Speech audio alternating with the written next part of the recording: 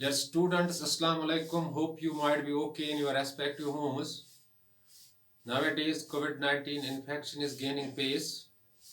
It is killing people around the globe in lakhs. It's better for us to remain in home isolation and remain stick to our books so that our valuable time may not get wasted. In these days of pandemic, only left option for you is to go for offline and online mode of teaching so that your valuable time may not get wasted and you will prepare yourself for the coming examinations that shall be taken online as the government is devising the same policy. Today, once again, we are devising a new policy without use of whiteboard. Through communication skills, you will learn something. It is sometimes necessary without use of whiteboard. You can learn things by communication skills of a teacher. And today, dear students, were dealing with the class 11th political science subject, that is, why is judiciary important? Dear students, first of all, you need to know what is state and what is government. State and government are two different things. Aristotle, the father of political science, studied about 158 constitutions of the world, and finally he was unable to differentiate between state and government. State is a part of a land.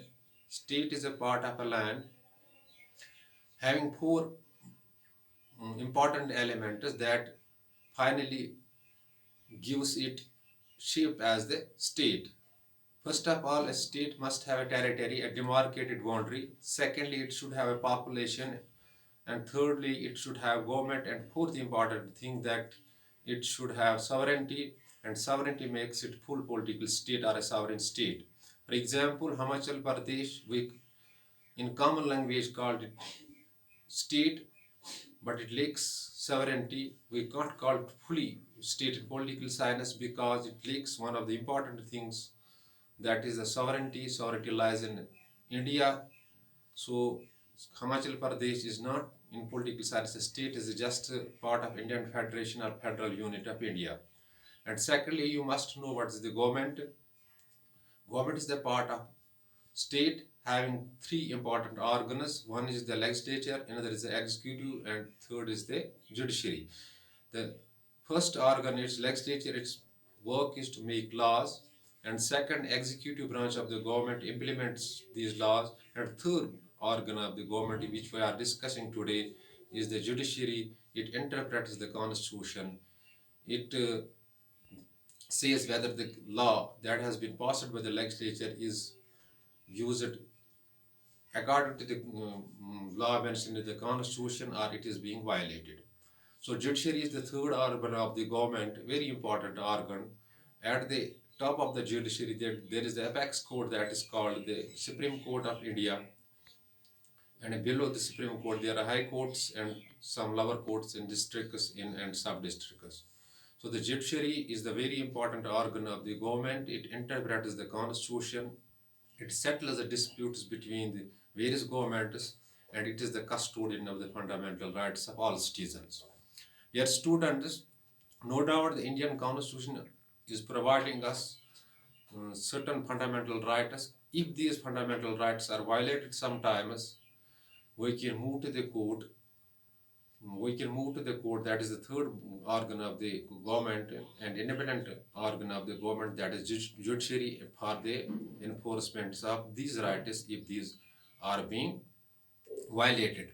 So the judiciary is an important organ of the government that settles the disputes between the various organs of the government and also protects the laws of rights of the citizens.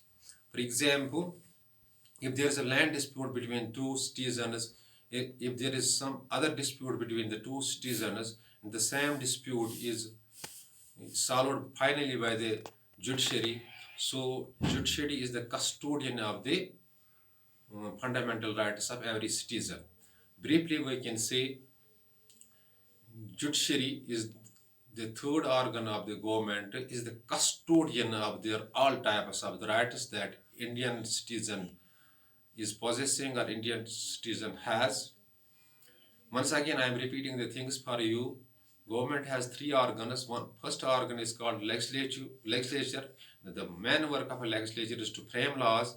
And second organ is the executive branch of the government that implements laws. And third organ of the government is the judiciary. That's a very important organ.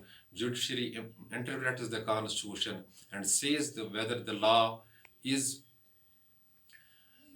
is valid or not. It checks the validity of the law. If it sometimes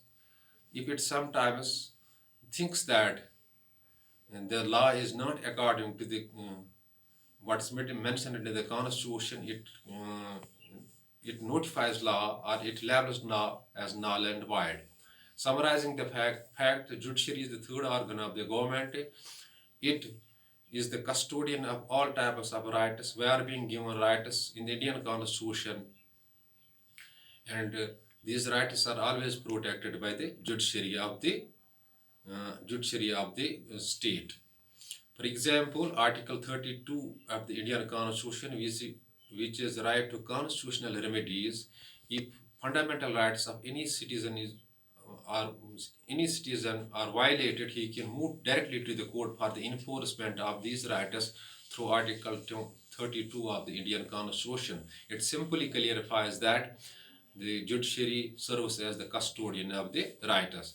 Similarly, a person can move to the High Court under Article 226 of the Indian Constitution if his fundamental rights are violated.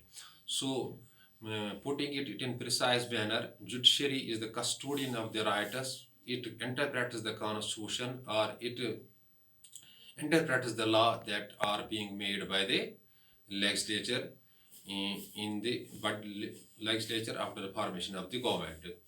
So, concluding the fact, the judiciary is a very important organ of the government, and it's the third organ of the government and the custodian of the civil rights or political rights and whatever the rights we enjoy under the Indian Constitution. Pace of a network here is very low. I can't give you the full description of judiciary of India. So it is enough for today. Day after tomorrow I shall be live again for next class. But better for you is to go through the books and see these things on your books that are available with you.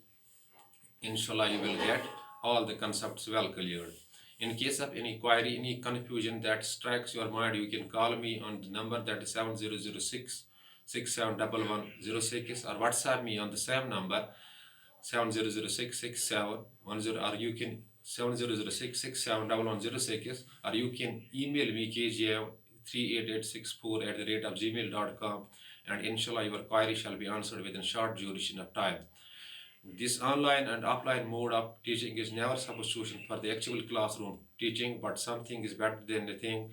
Before leaving the class, I am advising you to remain inside your homes, remain stick to the books so that COVID-19 infection can't affect you, and you can also prepare yourself for the coming examination. Thanks. Be balanced.